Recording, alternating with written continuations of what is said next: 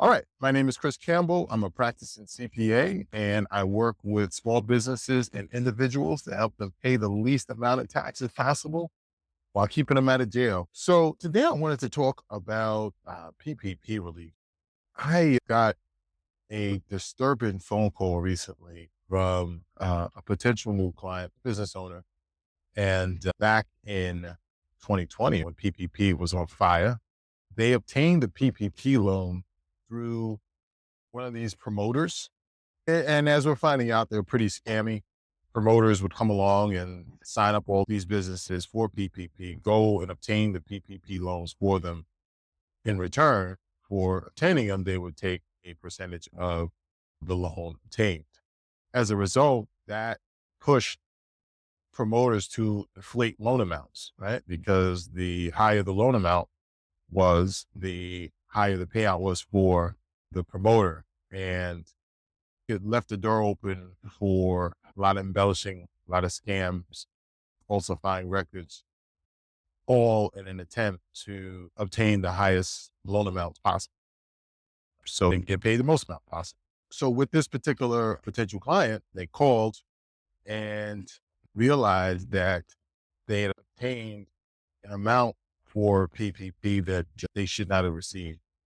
Appears as though their amount was inflated a bit from these promoters. And the problem they're facing now is we're in the forgiveness period where you had to apply. So if you wanted the loan to be completely forgiven, there's paperwork that you need to file to document that you indeed use the funds what they were for. And in this particular instance, created even a bigger problem because the loan was over 150K. I had mentioned in a previous video that if your loan was under 150K, they don't really do that much due diligence as far as the forgiveness. They essentially just take your word for it when you make a claim that you used the funds what they were supposed to be used for. So the issue comes in for those that got loans over the 150K, you had to provide a bit more documentation. And where this particular client ran into trouble because the loan was inflated to begin with, they don't have the proper loan documentation to, they don't have the proper documentation to show that the funds were used the way they were supposed to be used and in turn get forgiven. This particular client had the loan. They expected the loan to be forgiven and spent the money as it was forgiven. And now they're on the hook for the full amount because they can't get anything forgiven. It seems as though it was kind of unknowingly. They weren't really educated from these promoters. They falsified some records to obtain the loan, and they didn't provide much guidance, at least prior to taking the loan, as far as the steps to get the loan forgiven. So, and it appears as though this all happened unknowingly to the client. They thought they were in compliance. It looks like they did a good job of keeping their records, but nonetheless, they had expenditures that didn't qualify. I thought about this and I was like, well, I wonder how many other people might be in a similar position where these promoters, came along and it was rampant. PPP fraud was rampant. I would imagine there were a number of promoters out there, tax promoters, where they went and approached these businesses and say, hey, look, we can get you the PPP and loan. And I think business owners saw everyone else was doing it. They were doing it, but just unaware of how they were just unaware of what was going on. And I guess they figured everything was legit. And now you're finding out that it's not. So I wonder, how many people are in this position. It has to be quite a lot. And I guess the issues now come up because now the loans are due, right? So 2020, 2021, I guess even part into 22, this really wasn't an issue because we were still in the loan period before repayment begins. Folks either got the forgiveness and it was all good during those prior years. Loans weren't due yet. Now here we are in 23, as I record this at the end of 23, going into 24. If you didn't get those loans given, now it's time to start paying. Realize there's probably a lot of people in that position where they were misguided, didn't get the proper forgiveness, and now they're on the hook to pay. And you're hearing about all of these folks that are still going after folks for PPP fraud. and still locking folks up. So it can be quite worrisome if you think you have a fraudulent PPP loan, but unbeknownst to you, you think you're doing the right thing. Then you realize you might have a fraudulent PPP loan on your hand. What to do if you're in that situation? If you think you have a fraudulent PPP loan, unbeknownst to you at the time, but you find out later, what you need to do is seek counsel. You need to seek legal counsel immediately. And I'm thinking there's a couple steps that you can do.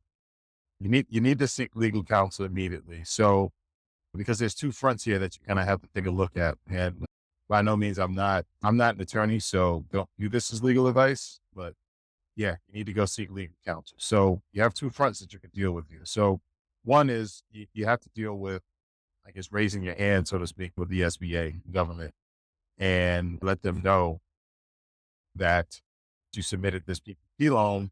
It might be fraudulent, but you didn't know it was fraudulent. You can work with counsel to have something worked out and rectify that. I would imagine that you'll be in a lot better shape if you raise your hand and let them know versus the government coming and knocking on your door asking for proofs, because they're still looking. I think they signed that law last year where they can investigate this up to 10 years.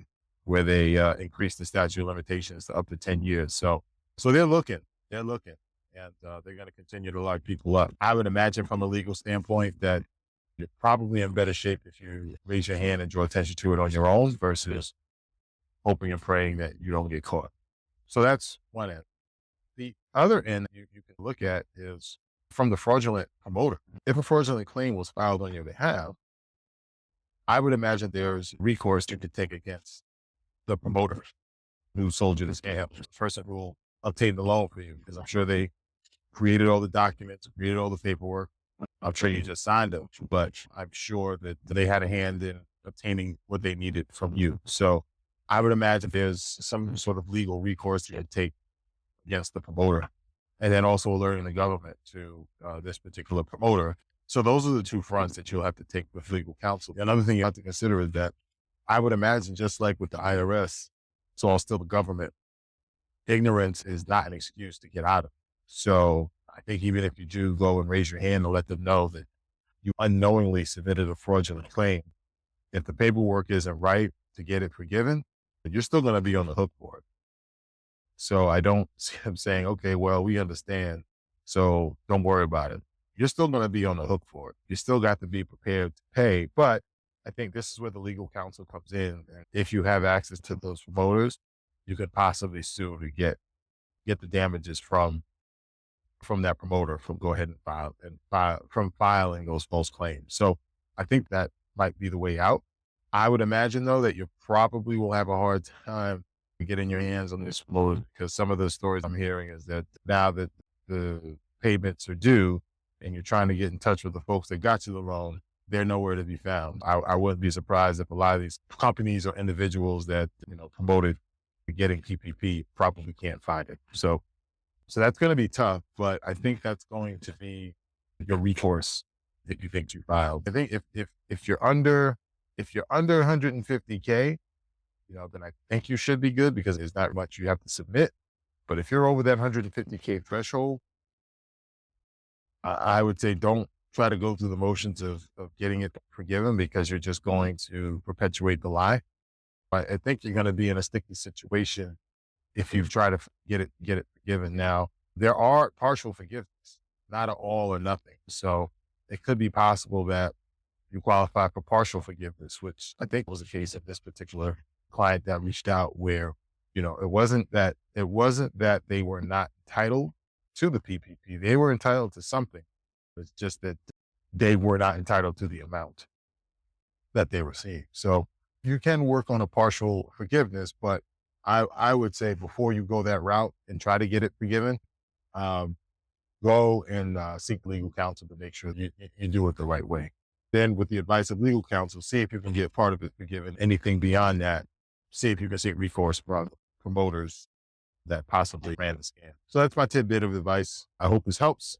If you have any more questions about this topic or any other tax, accounting related questions, feel free to reach out. Happy to help. That's all for now, and I'll see you in the next one.